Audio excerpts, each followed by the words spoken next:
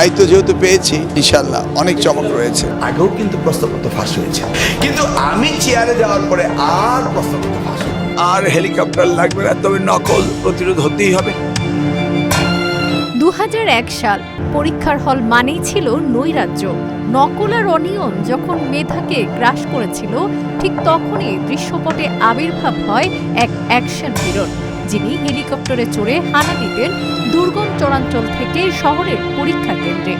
অন্যায় নকলের বিরুদ্ধে যেন একক যুদ্ধ ছিল তার। তিনি ছিলেন তখনকার শিক্ষামন্ত্রী আনম এহসানুল হক মিলন। দীর্ঘ বিরতির পর আবারও তিনি ফিরেছেন শিক্ষা মন্ত্রণালয়ের পূর্ণ দায়িত্ব নিয়ে। প্রথম দিনে সচিবালয়ের দায়িত্ব নিয়ে তিনি স্পষ্ট বার্তা দিলেন, নকল ও প্রশ্ন ফাঁসের যুগ শেষ, এসবের আর কোনো স্থান নেই। দৃঢ়কণ্ঠে তিনি তুলে ধরেছেন আমাদের শিক্ষা ব্যবস্থার দীর্ঘদিনের দুর্বলতাগুলো। স্বাধীনতার 54 বছর পরও কেন শিক্ষা খাত অবহেলিত থাকবে, কেন দেশের ভবিষ্যৎ গড়ার এই খাত জিডিপির মাত্র 2% বরাদ্দে সীমাবদ্ধ থাকবে।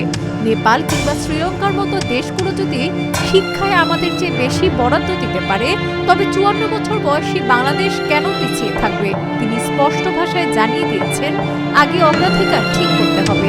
5 থেকে 6% বরাদ্দ নিশ্চিত না করলে কাঙ্ক্ষিত উন্নয়ন কেবল স্বপ্নই থেকে যাবে।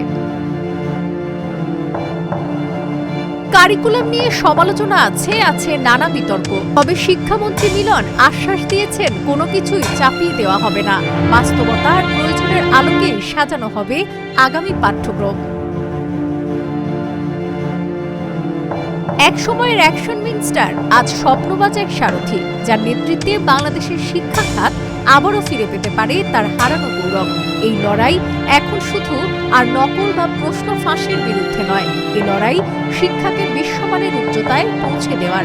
মেধা, প্রজ্ঞা ও সুদূর প্রসারী পরিকল্পনার সমন্বয়ে গড়ে তোলা এক নতুন শিক্ষা ব্যবস্থার স্বপ্নই এখন সামনে।